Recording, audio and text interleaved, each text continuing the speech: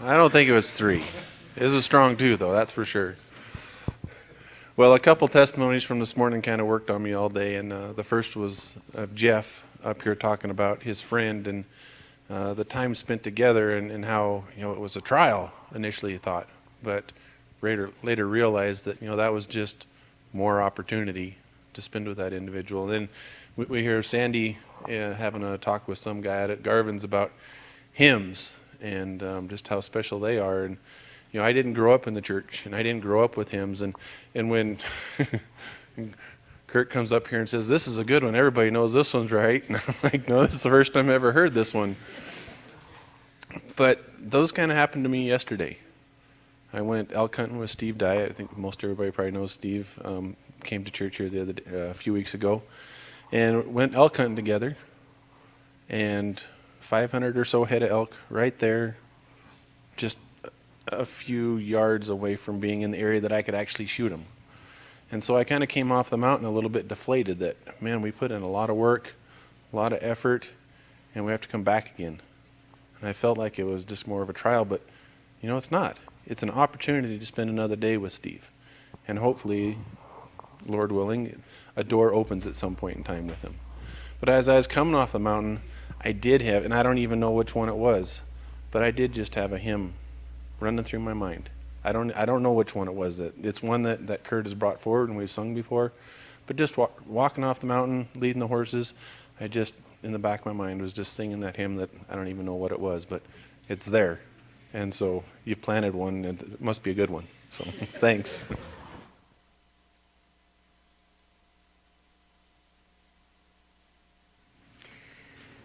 Thanks, Lee. Appreciate that. Harlow, you need to be preparing yourself for just a minute, because I had Dick come forward this morning and share a little bit about his military, since it's Veterans Day tomorrow. So I want you to be thinking, but I want you to come up, if you would, and share too about your military experience with us. So I'll give you a few minutes to think about it. Yeah, I appreciate that. Yep. I'll give you a few minutes to just gather your thoughts together, just to share with us about your experience in the military and what you did. And I'm going to still open it up if anybody else here has a testimony in the Lord that they'd like to share. Brother Jeff. Help me with that 2 minutes. Okay, thank you. I got my hands full. Will you hold some of this? I don't know. How do you get rid of a belt or whatever that is? What is it? Do you know? You're old enough to know what that is. Unless you whip somebody's backside with it. No. You don't remember what that is? A barber strap? Yeah. A what? Barber strap? Look at there. I had to tell them what this was this morning. I was thinking a wild guess. Strap, yes. He called it a strap. Yeah. These young bucks. Yeah. That's what the the. strap, don't ask me why. Yeah. Oh, you don't know why? Name. On this side, it's a strap. On this side, it's a strap. Okay, and that's too technical. It must for me be. to think about. I don't know that either. It just makes a good story. Yeah, Listen, I see these boys got a haircut. I heard they were going to get a haircut, and Pastor was talking about a shave and a haircut this morning, remember? Well, I happen to have about the oldest strop in this place today. I mean, razor. That thing is sharp. You want to come and see? Come and see. I'll give you a shave. I'll trim around your ears. Yeah, and I'm not nearly as bad as, who was it? Who was telling me? Oh, okay, it was Dick was telling me that he came back from the service and he went to get a shave and a haircut, and the barber was like this, and he said, but as soon as he laid that thing on his face, he was just as smooth as could be. You know, there's a lot of stories about people probably concerned about getting their throat slit by a barber that didn't like them when they go to get a shave. But I was telling Pastor after this morning, do you know how a barber tells if his razor's sharp? Does anybody here know besides me? Whoops. I had a... You feel it with your finger? You want to feel this one? Uh-huh. I had some of the fellas feel it, and they were pretty gentle when they laid their finger on it. And this is an old one. It's probably rusty, and I don't know how to use the strop right. But this barber told me one day, I was just a young man, and I don't know why, but it stuck. He says, Jeff, the way you tell a razor, he said, if you lay a hair on it, and if it strips the hair, you think that'd be sharp? No. He said, if it slices that hair, it's not sharp. If you lay a hair on there and it bangs apart, if it just pops, then that thing's sharp. And I said, get out of here. I didn't believe him. So he pulled, well, off the floor probably. I don't remember where he got the hair, but he set a hair on there and that thing just exploded off of that razor. So that thing, I mean, he hit it on his strop, and he sharpened it up a little bit, and he put that hair on there, and it's like it just exploded off of that. You know, so Pastor and I made the analogy this morning. You know, when what was the word this morning? Circumcised, we're cut apart. If they did it with a sharp knife, you're separated, you just explode for the Lord. The analogy of being set apart for the Lord with circumcision, and to have a sharp knife do it, man, it just cuts that thing so slick, or it just pops that hair and separates it to the Lord. Isn't that a cool analogy? I thought that was really cool, and I happen to have this.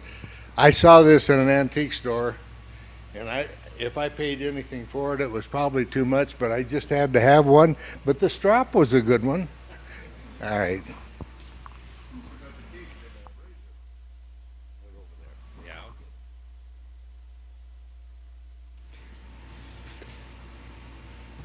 Appreciate that, even nice to have props with us to really kind of understand some of those things that we were talking about. If you hadn't seen the barber's strop, you always learning, aren't we? Always learning.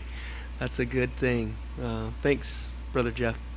I'm gonna see if Brother Harlow, are you ready to take the microphone and share a little bit with us? Just just hold it in your hand there. Yep. Well, no, it's not that so much. Well, what can I say? I joined the Navy in 1958, right out of high school. And what can I say? I was living in an alcoholic home with my mother, and it was an escape. What can I say here? I got to the end of high school, and I had no idea what to do with the rest of my life. Going to the military was the easy way out, was really the easy way out. And I took the testing before I got in the military, and I went to electronics technician school up at Great Lakes, Illinois. And later, I went to boot camp there, and then afterwards electronic technician school up there. I was trained as a radar technician. But I got to the ship USS Northampton in 1959, and I was assigned to the communication department. I worked on transmitters and receivers, a whole different part of the ship. I was not a very good technician. I was I would give myself a benefit of the doubt. But I did fix some things to fight myself. And what can I say is that, I remember just going to boot camp. I recall, I think it was almost a requirement that on Sundays we had to go to chapel of some kind, which, I grew up in an indifferent home religiously, so I wasn't offended by it. I went to it as a matter of course. I went to chapel with the rest of the guys, in my company. And when I got out, I know they had chaplains on the ship and that sort of thing, and I never consulted a chaplain. I had no need to. My life was so-called in my hands, so I was just doing things the way Harlow wanted after a fashion. So after leaving electronic technician school, I was assigned to USS Northampton, home base in Norfolk, Virginia. And that was my home for 2.5 years. This 667-foot long ship weighing about 16 or 17,000 tons. And it was a communications command ship, a special kind of ship designed with all kinds of radar and communications gear to use in case of national emergency. You know, the president or the people of the Joint Chiefs of Staff would come aboard this ship and hold fort, you know, against the enemy from this ship because of all the radar and and communication equipment that it had. And it was an interesting experience. And I'm still in communication with one of my shipmates, Bob American, who lives in Sherman, Texas, and I haven't seen him in a bunch of years now, but we occasionally drop an email to each other. I don't know. It was, one of those things when you're in the military, you never forget it. You have experiences in your life which are unique to you, and unfortunately, in my case, that's where I really discovered alcohol seriously for the first time. I drank really socially at home. My mother, alcoholic mother, thought she was being gracious to me by model of liqueurs, which she kept up in the kitchen cabinet. And maybe a couple times a week I'd have a shot of that, creme de menthe or creme de cacao, and I'd have a shot of that. But I never used it alcoholically. I didn't know what my sister had already gone to the courts and been adopted by my father up in New York, and I don't know. That's a whole different story in itself. So in any case.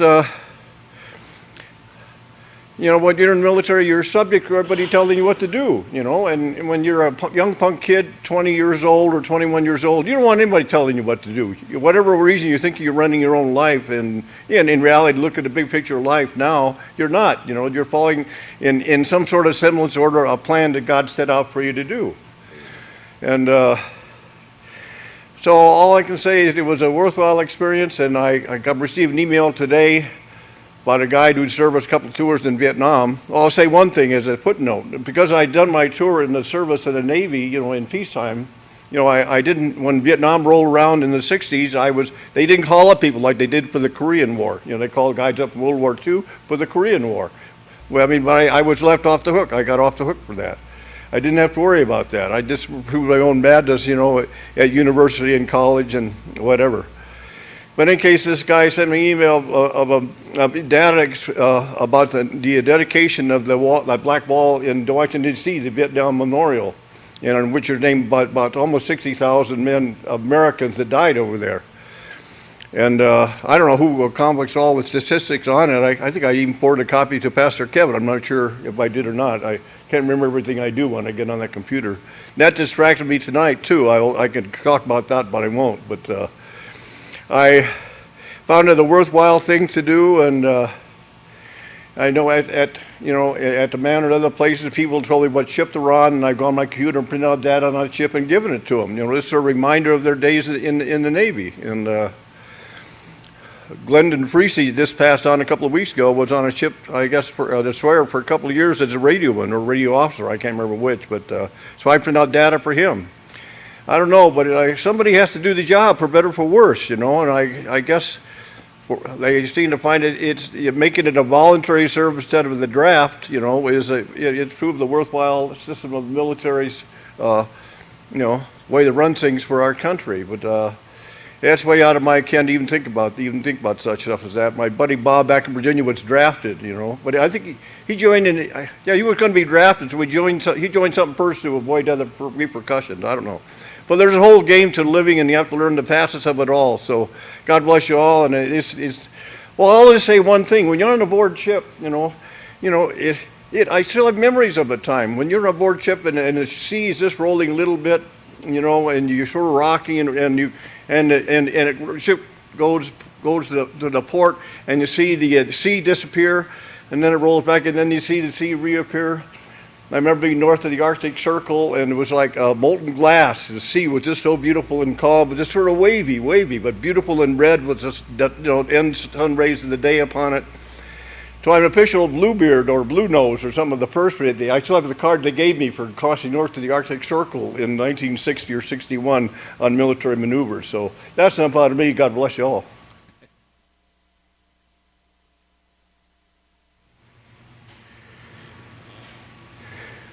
Thanks, Harlow, for sharing. What were the exact years that you were in, from when to when?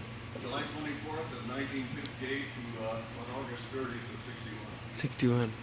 Well, we thank you for your service that you did for the country. We're thankful for that. Any other testimonies you want to share tonight?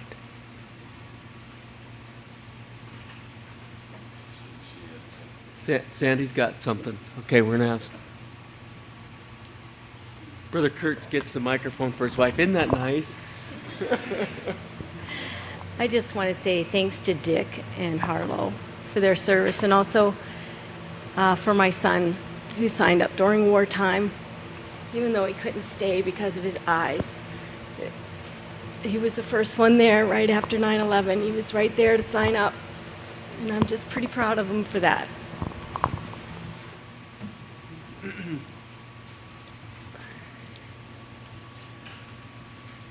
Carol, the Lord's working on your heart. Come on up. That's special, that with what Sandy had shared too about Heath wanting to go in and serve the country and wasn't able to once he got there because of an eye condition that he had, but his heart was there. And during a period of time that I don't know if I would have wanted to go at that time or not either, but that shows a commitment to America, doesn't it? Thanks, Heath, too. I'm like Sandy. I thank you for serving our country, for Dick and Harlow. But I had a son that went to Saudi during the Gulf War, and that was something that tore me apart. But as it turned out, he was perfectly fine. But the one thing he told me, he says, "Mom, don't worry about me. God's watching over me." He says, "I'll worry about you if you worried about me." So I didn't. But I praise the Lord for those who were willing to go and serve, ones that put their life on danger every single day. And you hear about them all the time, even today, the ones that are still going to Afghanistan and I mean, people are getting killed there. And it's a sad thing, but we see these young men who love their country so well that they're willing to put their life on, life out there, and for them to serve. It's a blessing, really. It's hard for the families at home, and my heart goes out to a lot of them who have lost their loved ones and will never be able to see them again. And yet, they're still surviving. And they still have people out there that are going and are willing to serve for this country. Even though this country is going downhill fast, but they're still willing because they love this country. And I am so thankful for each one of them and their families.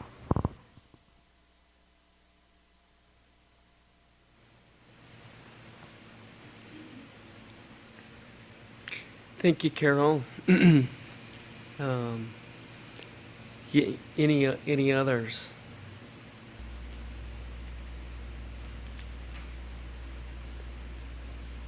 If we don't,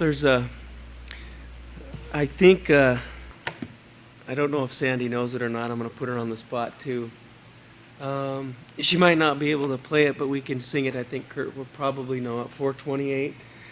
God bless our troops. Just kind of ending our testimony time, and then we'll continue with our hymns and stuff that we normally would in our regular song here. Do we know it? I don't think Sandy can play it, but we'll have Brother Kurt just come up and lead us. If you stand, I would like us to sing it standing and just honoring our troops. We used to sing this when we watched Temple Baptist Church via the internet for a while, in between churches. But it's a good hymn to be able to sing. 428, everyone. 428.